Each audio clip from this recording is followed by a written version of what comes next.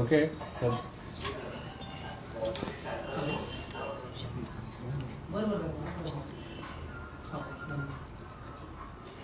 सचिन माझं लागलं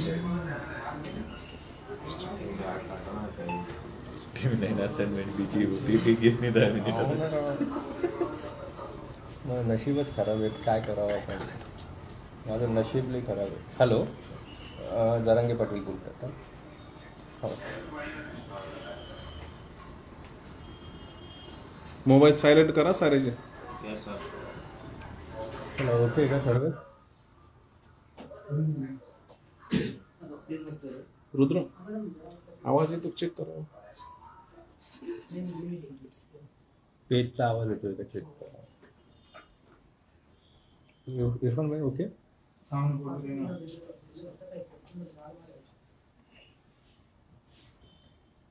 हाँ भाई फ्रेंड ये वो 31 से जन्म का टिकट मिस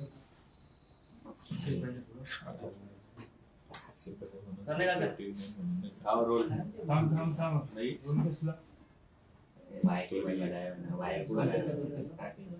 हाँ भाई सवेरे नींद जैसी काम आहे. इरफान भाई याचं उद्या नंतर चालू करू आपण. 1 मिनिट वगैरे. हाँ जन्म के बाद पीस झालं की पण एक्सेल ऑफिस. सचिन भाऊ विचारा सचिन सर.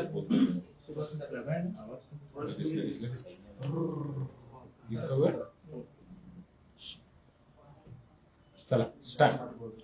सगळ्यांना जय शिवराय. तब्येत माझी आता बरी आहे. त्रास जाणवतोय आणखी 2-3 दिवस आराम करावाच लागणार डॉक्टरने सांगितले. शरीरात खूप त्रास होतोय. काल परवाच्याला नगर नारायणगडावरती उन्हात पाणी झाली, तिथं खूप फिरणं झालं. 900 एकरमध्ये त्या. त्यानंतर बीड जिल्ह्याचा दौरा, परभणीचा दौरा, हिंगोली आणि त्यानंतर जालना जिल्ह्याचा दौरा सलग झाला. आणि खूपच अति शरीरात त्रास झाला. त्यामुळं काल दौरा सुरू होता. गेवराई तालुक्यातल्या बोरगाव इथं अचानक घाम यायला लागला. जसं अंग थरथर कापायला लागलं. काय व्हायला काहीच कळत नव्हतं. त्यामुळं कालचे दौरे रद्द करून संभाजीनगरला गॅलेक्सीमध्ये ॲडमिट झाले. आता तब्येत बरी का, काळजी करायची गरज नाही. माझ्या बांधवांना सांगणं गरजेचं होतं, ते सांगेल. आणि आता 5व्या टप्प्यातसुद्धा निवडणूक. 5व्या टप्प्यातल्या निवडणुकीत आणि इथून पाठीमागे झालेल्या टप्प्यात आहे आपण, मी किंवा माझ्या समाजानं कोणालाही पाठिंबा दिलेला नाही. महाविकास आघाडी असो किंवा महायुती असो किंवा अपक्ष असो किंवा कोणी कुठले असू द्या, कुठले दुसरे घरातून वंचित असतील, सगळे कोणालाही आम्ही पाठिंबा दिलेला नाही. समाजाच्या खांद्यावर जबाबदारी.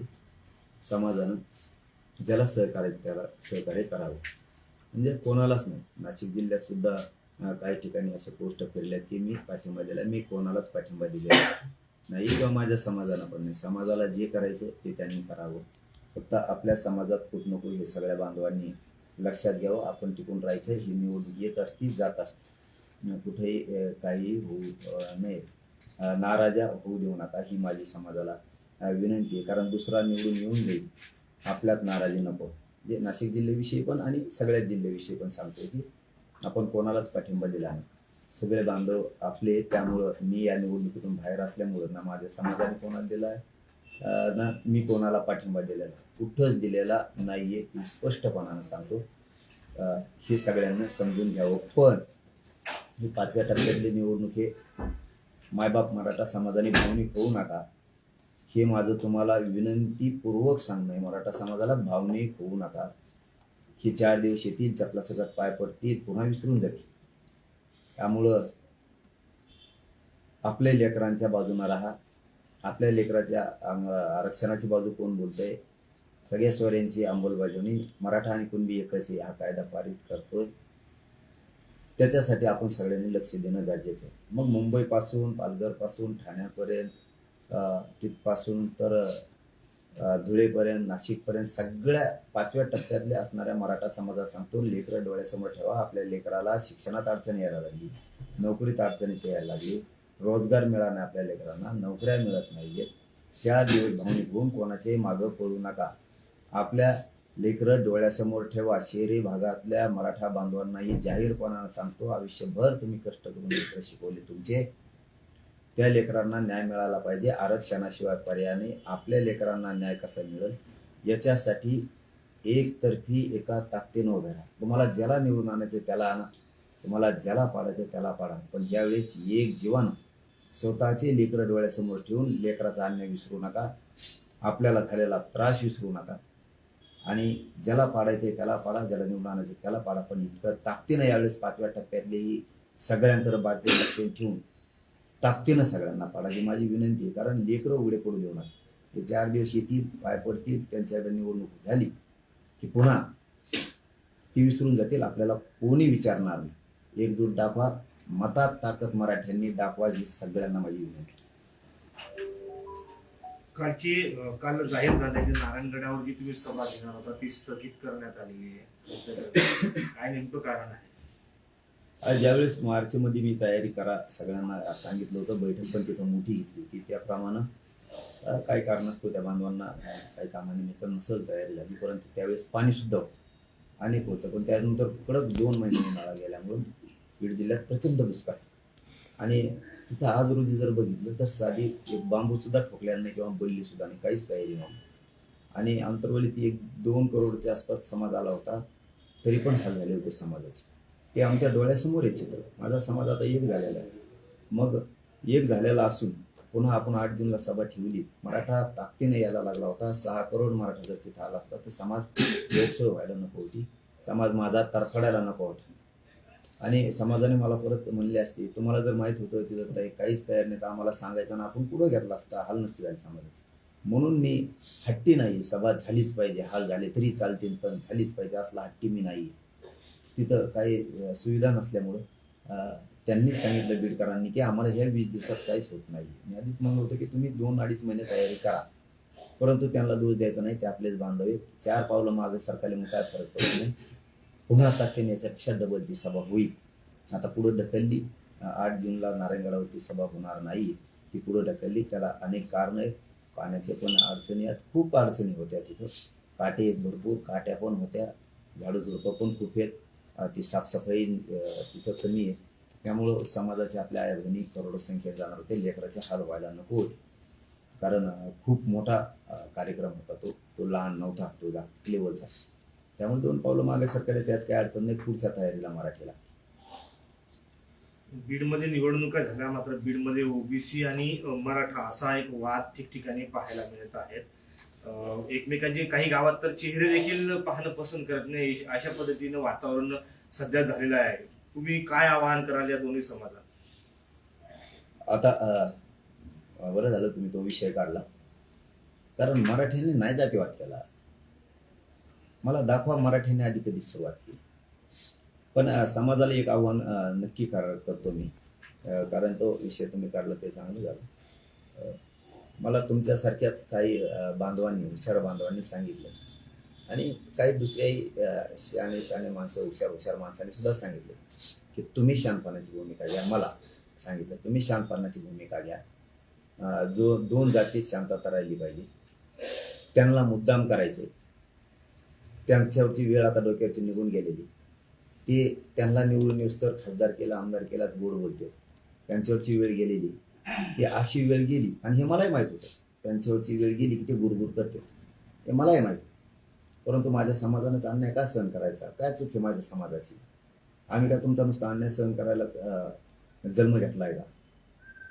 काय सांगते. परंतु मला सांगणार आपले तुमच्यासारखे काही होते हुशार बांधव, आणि बाकीच्यांनी सांगितलं की तुम्ही शांतपणाची भूमिका घ्या. तुम्ही शांत आपल्या समाजाला राहायचं म्हणून सांगा, कारण हे मुद्दामहून गुरगुर करणार आहेत. आता त्यांच्यावरची वेळ गेलेली. आपल्या पोरात मराठ्यांच्या पोरात प्रचंड रोष आणि खतखत. की त्यांना हे अन्याय सहन होत नाही. बीडच नाही तर मराठवाड्यात राज्यातल्याही लोकांना तो अन्याय सहन होईना. त्यामुळं तुम्हीच थोडं दोन्ही जातीत शांतता राहील त्याच्यासाठी तुम्हीच शहाणे व्हा. तुम्हीच समाजाला सांगा की बाबा हो शांत राहा. मी समाजाला सांगतो की काही शहाणे बांधवांचं ऐकलं पाहिजे, कारण त्यांच्यावरची आता वेळ गेलेली, त्यामुळे ते गुरगुर करणार आहे. मराठा समाजावरती कोण कोण अन्याय करतोय, कसा कसा करतोय, कशाच्या माध्यमातून करतोय, प्रत्यक्ष जाणून बुजून मराठ्यांना कळून घेतात का, मराठ्यांना छळ करतात का, मराठ्यांना जाणून बुजून त्रास देतात का, हे मुद्दामहून मी मराठा समाजाला सांगतोय. महाराष्ट्रातलेही सांगतोय आणि बीडचा विषय काढला मग तिथलेही सांगतोय की काय काय होतंय, काय सोशल मीडियावरती होतंय, बार काय ना लक्ष ठेवा. शहाण्या माणसांचं, काही तज्ज्ञांचं, काही हुशार बांधवांचं म्हणणं आहे की ते मुद्दाम करणार आहेत तुमचं लक्ष आरक्षणापासून हटण्यासाठी, कारण त्यांचं भागला, ते निवडून येतील किंवा पडतील, पण त्यांचं भागलेलं आहे, त्यामुळे ते करतील. तर माझीच मराठा समाजाला विनंती, आजपासून 1 महिनाभर बारकाईनं लक्ष ठेवा, कोण काय करतंय, कोण काय. आपण मात्र आता शांत राहा, स्वतःच शांत राहा. त्यांना काय अन्याय करायचा नाही, 1 महिनाभर बघू. मी समोरच्यालाही सांगितलं की ठीक आहे तुमचं म्हणणं आहे, आम्ही तर बोललोच नाही, ते आधी तिकडून बोलले तेव्हा आम्ही इकडून बोललो, परंतु जरा किती दिवस गुरगुर करते हे बघू. जरा महिनाभर लक्ष ठेवा काय करतात काय नाही. पण याचा अर्थ असा बी नाही तुमच्यावरती जर जास्त बेताला लागले तुमचं स्वसंरक्षण तुम्ही करा, कारण सांगणाऱ्याने मला चांगलं सांगितलं की पाटील हे तुम्हीच आव्हान करा आणि तुम्ही शांतपणाची भूमिका आम्ही म्हणतो म्हणून घ्या. आपल्या पोरात प्रचंड खतखते आणि रोष निर्माण झाला, त्यामुळं यांच्यावरची आता वेळ गेली. यांना मराठ्यांच्या नेत्याची गरज होती आणि बऱ्याचशा नेत्यांचंही म्हणणं आहे त्यांच्या व्यासपीठावर बसलेल्या मराठ्यांच्या की आम्हाला वाटत नव्हतं की हे असं घडून आणतील. मग तो पक्षाचा कोणचा मराठा असू द्या, कार्यकर्ता कोणचाही असू द्या, आम्हाला वाटत नव्हतं हे असं करतील. पण आता हे त्यांचं वारं निघून गेलं. अगोदर म्हणले पाय पडले, पदर पसरते म्हणलेत, कुठं आयुष्यभर विसरणार नाही म्हणलेत, एवढ्याच वेळेस निवडून द्या म्हणलेत. आता आम्हाला पश्चाताप असा व्हायला लागलाय की त्यांच्याच व्यासपीठावर चढणाऱ्या मराठ्यांचं म्हणणं, कारण माझ्या पोटात नाही राहत काही, मी जे खरं ते सांगत असतो की ही चूक झाली का काय असं लय वाटायला लागले. आम्हाला काय माहित होतं की ही वेळ झाल्यावर असं करते. त्यामुळे सांगणाऱ्यांचं म्हणणं आहे की आपल्या पोरात खूपच रोष, खूप खतखते आणि ते गुरगुर मुद्दाम करायला. पण आता त्यांनाही सांगणं ठीक आहे, तुमच्यावरची वेळ गेली, तुम्ही येता निवडून येता पडताल, काय व्हायचं ते होईल दोन्हीपैकी एक काहीतरी. मी तर काय समाजाच्या खांद्यावर दिली होती, हरकत नाही.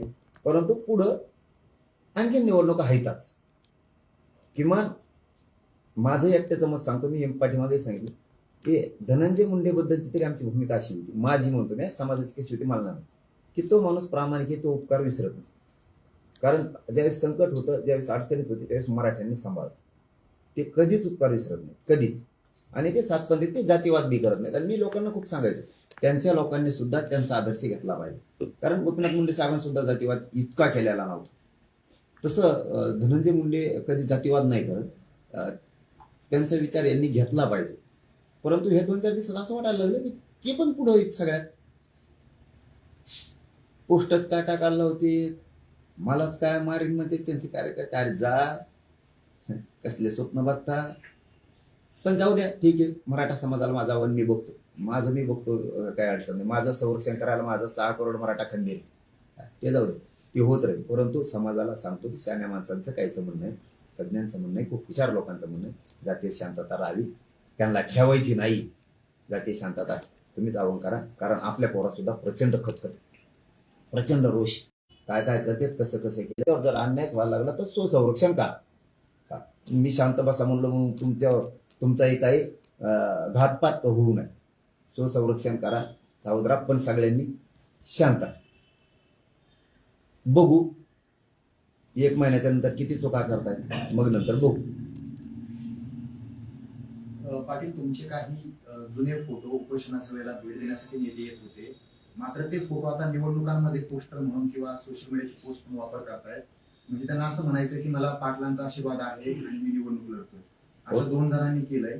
नावाने सांगता येणार, मात्र ही अशी परिस्थिती उद्भवतीये, तुमच्या नावाचा, तुमच्या ब्रँडचा फायदा घेतला जातो, असं वाटतंय का? होणार आहोत, ते बी खरं आहे की मी बघतोय ते इकडे येते आणि फोटो काढते.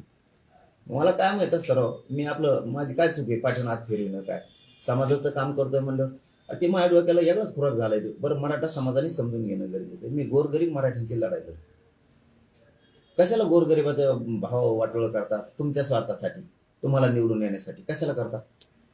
समाज आरक्षण मागतोय त्या बाजूला कशाला उगाच तुमच्या एक दिवसाच्या स्वार्थासाठी एवढ्या मोठ्या जातीत वाटोळ करता? तुम्हाला आनंद नाही का रे? आपली जात लय दिवसांनी एक आली, लय शतकानंतर आपल्या जातीला आरक्षण मिळालं, लय शतकानंतर मराठ्यांचं मतात सुद्धा रूपांतर झाले एकीचं, किंवा आनंद नाही का रे? कोणतरी एकासाठी एवढं तर पडताय, थांबा ना जरा, एवढी काय गडबड आहे, थांबा ना थोडं, पुढं लढू ना. पुढं लोकसभेत आपला विषय आरक्षणाचा, लोकसभेत नाहीच राज्यात आहे. नाशिकला पण ती एक घटना झाली, बाकीकडचं मला माहित नाही पण ते क्लिअर करतो. अशा दिशाभूल करणाऱ्या लोकांना पुढच्या वेळेस ते लगेच सांगतो ना. गायकर साहेब पण माझ्याकडे आले होते, फक्त उभा राहिलो म्हणले. मी प्रामाणिकपणा सांगणार आहे आणि ते मी तरी मी देऊ शकत नाही. मग गायकर साहेब असतील किंवा बनकर साहेब असतील, खूप गरजेचं आहे. आपला समाज खूप एकत्र लय दिवसाचा आलाय. समाजाच्या खांद्यावरची जबाबदारी, माझा पाठिंबा कोणालाच नाही, कोणालाच, आणि माझ्या समाजाचा पण नाही. हा, तुम्ही समाजाच्या खांद्यावर जबाबदारी, तुम्ही समाजाला बोला समाजाच्या खांद्यावरती, पण उगाच विनाकारण खोटे मेसेज टाकून किंवा काय करून का संपवता एका माणसासाठी आपल्या जातीला? खोटा पाठिंबा किंवा खोटं फोटो घेऊन मिळवा, कमून खोटं करून आपली जातीकडे बघा, माझ्याकडे बी बघू नका. माझ्या फोटोत काय नाही, मी काय येऊ नये किंवा मी काय कोणी हे नाही, माझ्या फोटोसाठी नाही म्हणत मी, पण आपल्या एवढं मोठं जात डोळ्यासमोर ठेवा. काही दिवसांनी जात एकत्र राहिली, जात डोळ्यासमोर ठेवा आपली. कशाला लॉस करता जाती कोणतरी एक दिन निवडून येईल, नाही तर पडत.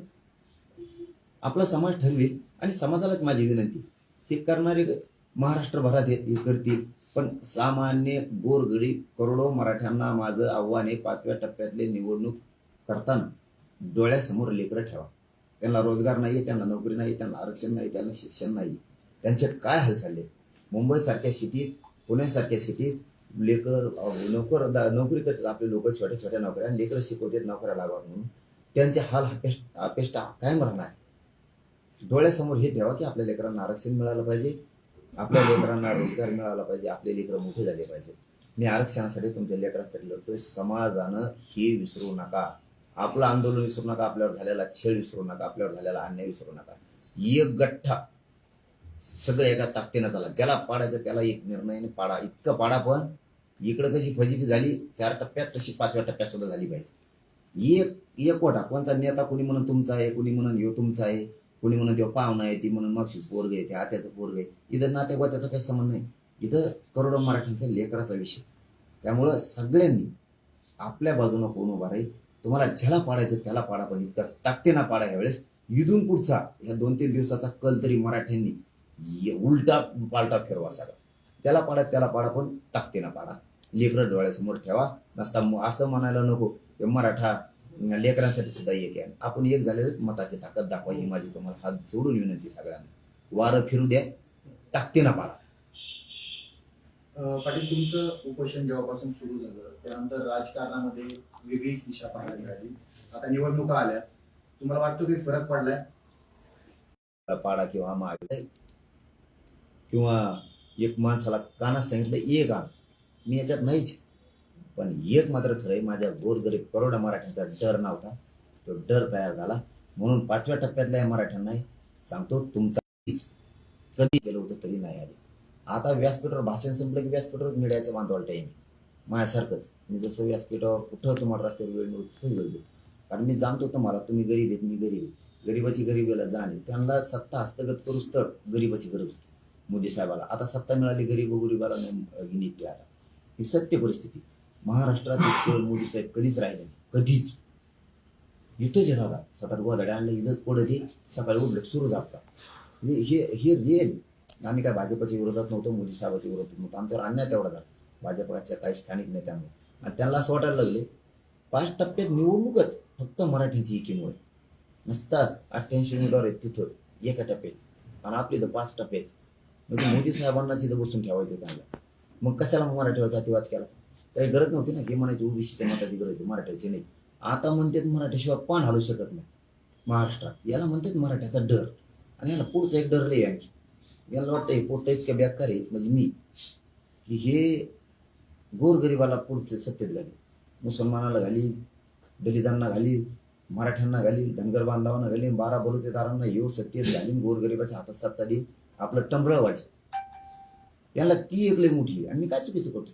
गोरगरिबाच्या लेकराला न्याय मिळाला पाहिजे हेच काम करतो माझ्या मराठ्यांसाठी.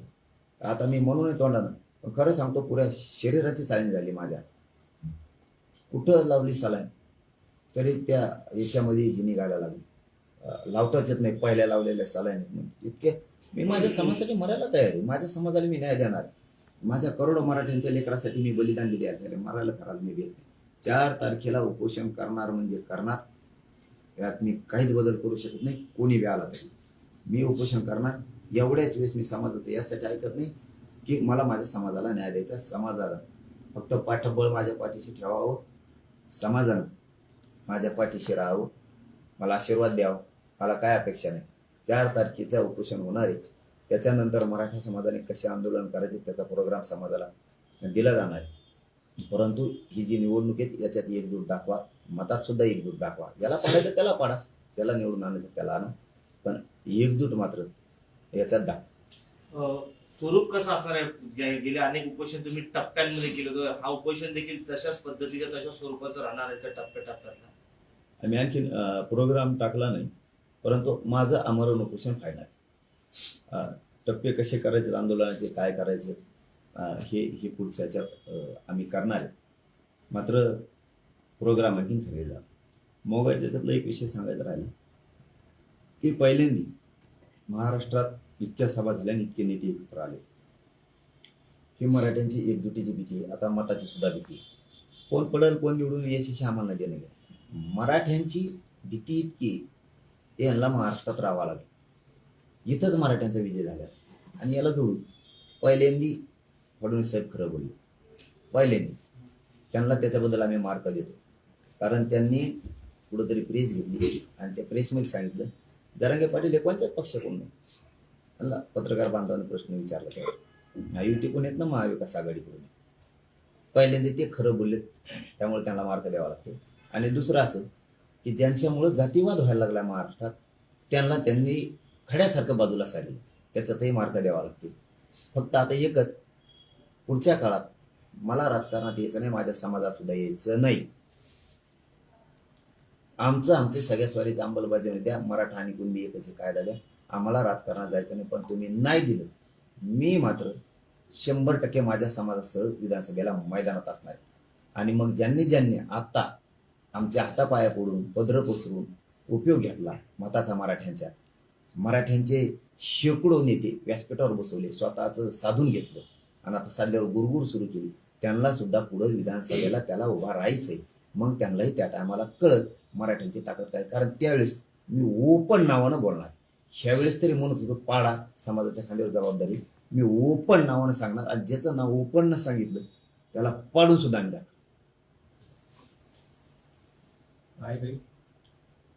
चलो, धन्यवाद.